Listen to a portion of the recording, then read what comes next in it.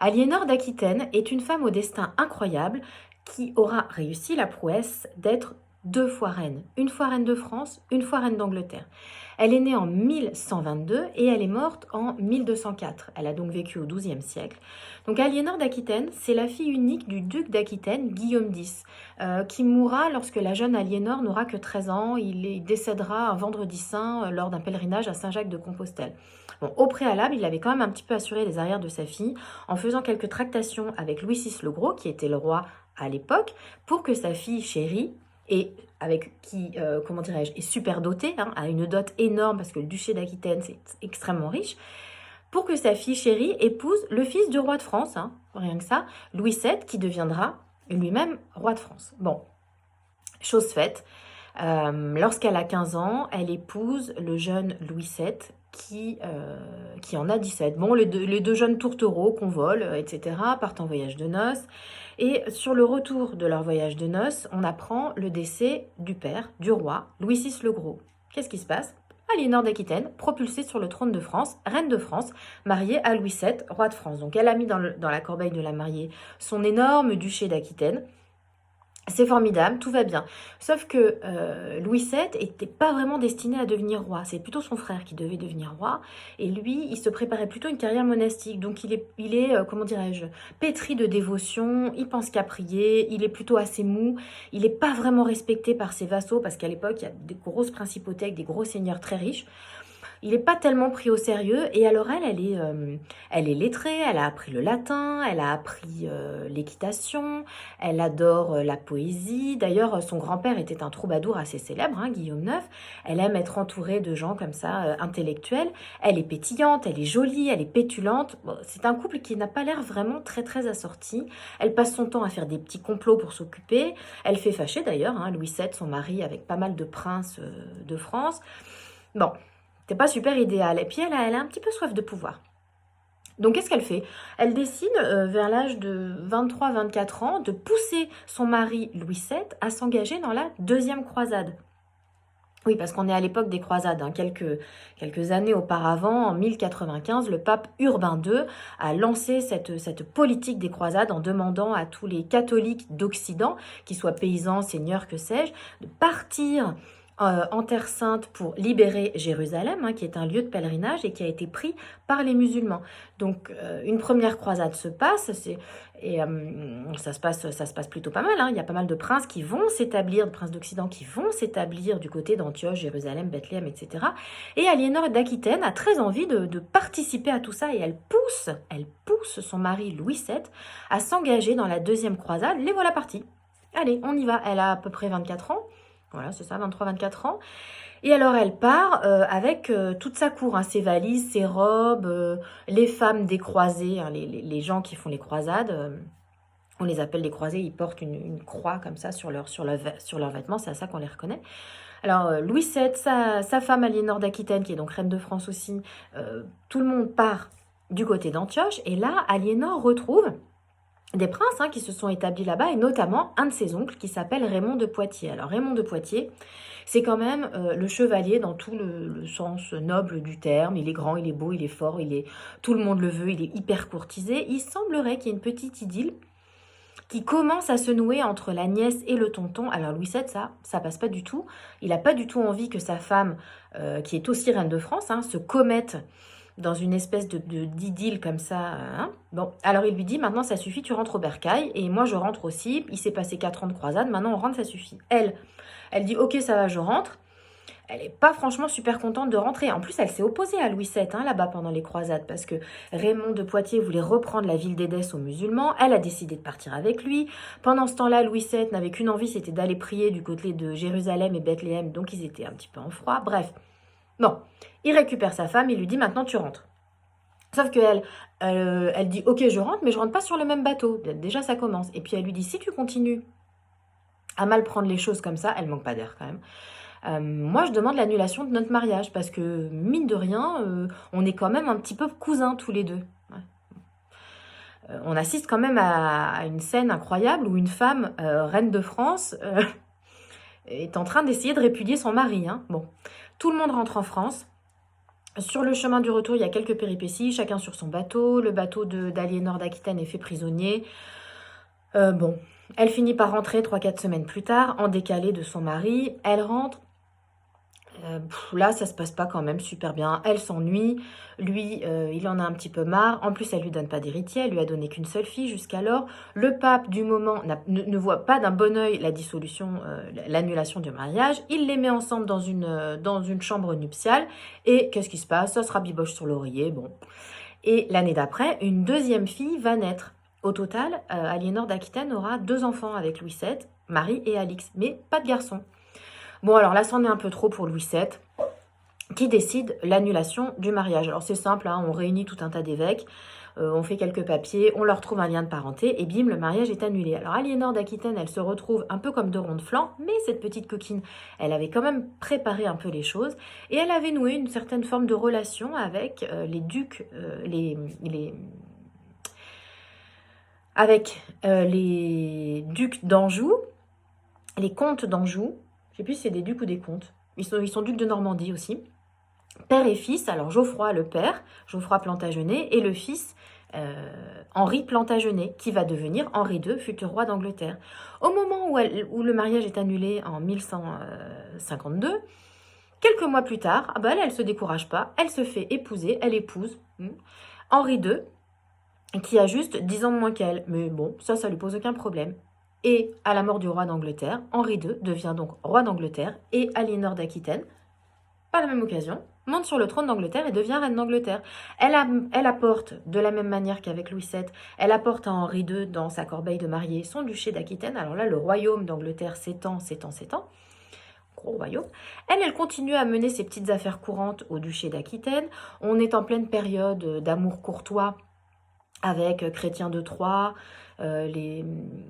la littérature autour des chevaliers, Lancelot, etc. Elle donnera des cours d'amour, même, dans son duché d'Aquitaine. Alors là, il y a des banquets, etc. Tout se passe bien. Et puis alors là, elle enchaîne les grossesses aussi, parce qu'elle lui fera 8 enfants. Henri II, roi d'Angleterre. Elle enchaîne les petits princes, allez, on y va. Alors là, Louis VII, bon, il a un petit peu en travers, encore de la gorge aussi, parce que lui, il n'aura pas eu de garçon, pas d'héritier. Bon, entre-temps, il s'est remarié, hein. Elle aura au total 5 garçons et 3 filles avec Henri II. Henri Plantagenet, qui est devenu Henri II, roi d'Angleterre. Parmi ses 8 enfants, elle aura Richard Cœur de Lion, qui deviendra roi d'Angleterre, et puis Jean sans Terre, qui deviendra roi d'Angleterre aussi. Donc elle est quand même, cette femme, Aliénor d'Aquitaine, successivement reine de France, reine d'Angleterre, et en plus elle est mère de 2 rois. C'est pas rien. Bon. Donc, elle s'ennuie un petit peu. Aliénor d'Aquitaine, c'est une femme combative, c'est une femme énergique, c'est une femme dynamique, et elle a surtout très très soif de pouvoir. Alors, qu'est-ce qu'elle fait? Elle complote. C'est très simple. Elle complote, et puis alors elle complote contre son mari, parce qu'entre-temps, son mari, Henri II, elle a, comment dirais-je, elle a un petit peu mauvaise contre son mari, on s'en souvient, qui a 10 ans de moins qu'elle, et alors lui, il batifole avec tout ce qui passe, et notamment avec une certaine Rosemonde de Clifford, qui va devenir sa maîtresse officielle, hein, il s'en cache pas. Et alors ça, Aliénor d'Aquitaine, ça passe pas du tout, hein. Bon, ça reste une femme, elle est super jalouse, elle a 10 ans de plus, elle a eu son petit dernier, Jean sans Terre, à 45 ans, lui, il en a 35, ses maîtresses ont quasiment toute la moitié de son âge. Alors ça lui plaît pas du tout. Donc, qu'est-ce qu'elle fait? Voilà, elle complote, et elle trouve rien de mieux à faire que monter ses fils contre leur père, pour se venger un peu, pour lui faire du mal, hein, tout simplement, hein. Je crois qu'on en est là. Et alors donc, son premier fils vivra pas très longtemps, je crois, il décède à l'âge de 3 ans. S'en suivront 4 fils, donc Henri le Jeune, Geoffroy, et le dernier, comment il s'appelle, je sais plus. Il y a un 3e fils là-dedans, et puis Jean sans Terre. Mais le 3e fils, évidemment, c'est Richard Cœur de Lion. Voilà. Donc Henri le Jeune, Richard Cœur de Lion et Geoffroy, et puis Jean sans Terre, 4 garçons. Donc elle les monte contre leur père. Et pour les monter contre leur père, qu'est-ce qu'elle trouve à dire? Voilà, les garçons, il faudrait peut-être que vous voyiez avec votre père pour que votre père vous établisse. Alors établir, ça veut dire donner des territoires, hein, parce qu'à l'époque, avoir des territoires, ça veut dire avoir la promesse d'avoir de l'argent, de la puissance et un bon mariage. C'était ça, hein, l'idée de l'époque. Donc Henri II voit pas le mal venir, après tout ce sont ses fils, effectivement, il les établit, il leur partage les territoires, et alors le petit dernier, Jean Santerre, qui est tout petit, c'est pour ça qu'on l'appellera Jean Santerre, lui il n'a pas de territoire. Voilà, c'est comme ça. Et qu'est-ce qui se passe? Les années passent et ces jeunes ados, là, 14 ans, 12 ans, 11 ans, ont leur territoire, bon, ça passe.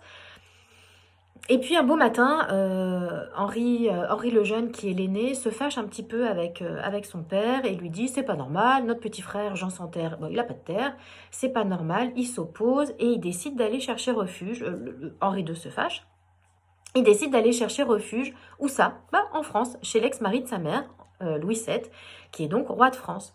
Et successivement, les trois garçons vont rentrer en France, à la cour de Louis VII.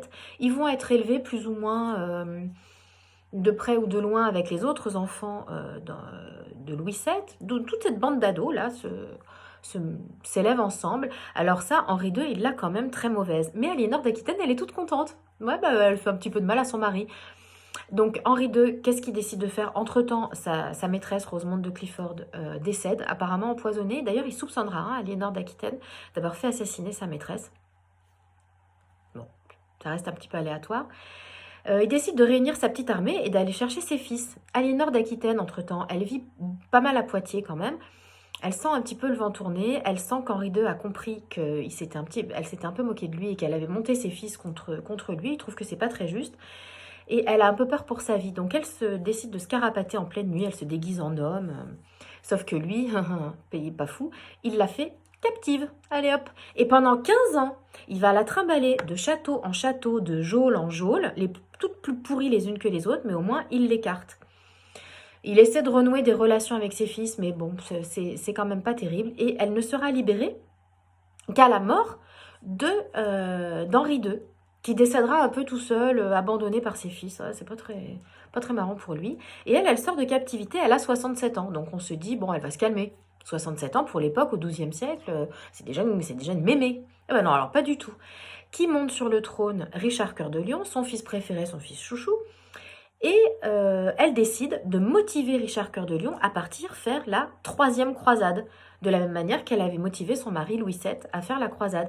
Et Richard Cœur de Lion part, évidemment, euh, en Orient, faire la troisième croisade, et elle reste aux manettes du royaume en Angleterre. Alors là, elle est toute contente, hein, parce qu'elle assure en quelque sorte un peu la régence. Hein. Elle se débrouille pas si mal, d'ailleurs.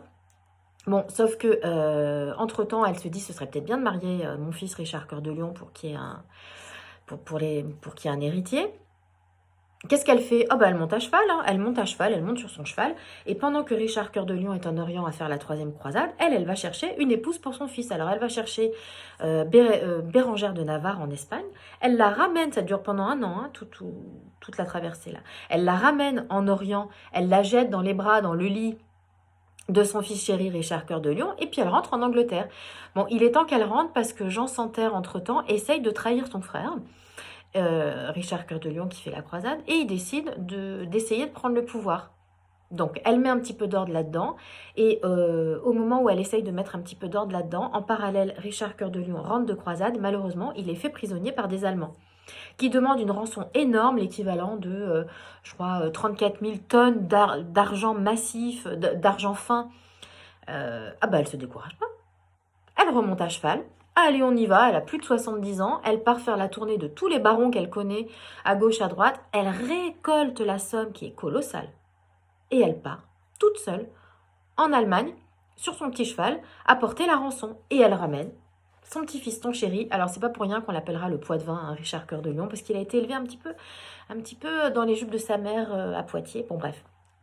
Elle rentre en Angleterre avec Richard, et là on se dit elle va se calmer.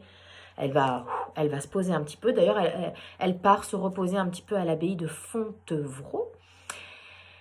Mais malheureusement, Richard Cœur de Lion, lors d'une petite émeute, de pas grand-chose d'ailleurs, hein, se fait blesser, et on rappellera Aliénor d'Aquitaine pour venir recueillir le dernier souffle de son fils.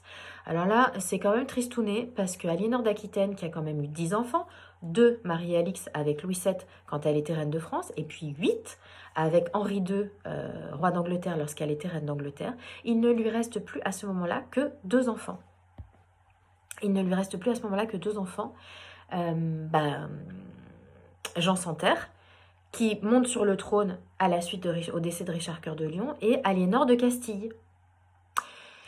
Jean Santerre, il se débrouille pas super bien aux manettes du royaume, il est pas aimé, il écrase son peuple sous les impôts, ça se passe pas super bien, donc Aliénor d'Aquitaine se dit ce serait peut-être pas mal de faire une alliance avec la France. Entre-temps, c'est Philippe Auguste, le fils que Louis VII a eu avec une autre épouse qu'elle, donc après l'annulation de leur mariage, qui est sur le trône de France. Il a un fils, Aliénor d'Aquitaine a une fille, qui a elle-même une fille. Donc Aliénor d'Aquitaine a une fille, Aliénor de Castille, qui elle-même a une fille, Blanche de Castille. Qu'est-ce qu'elle fait, Aliénor d'Aquitaine? Elle décide de marier sa petite fille, Blanche de Castille, au fils héritier du trône de France. Et Blanche de Castille, donc, sera la mère de Louis IX, la mère de Saint-Louis, et surtout sera une très grande reine du Moyen-Âge. Voilà, donc Aliénor d'Aquitaine, qui est née en 1122, qui est morte en 1204. Elle a vécu plus de 80 ans, elle a eu 10 enfants, et elle a été 2 fois reine, reine de France et reine d'Angleterre. Voilà. Sacrée bonne femme quand même.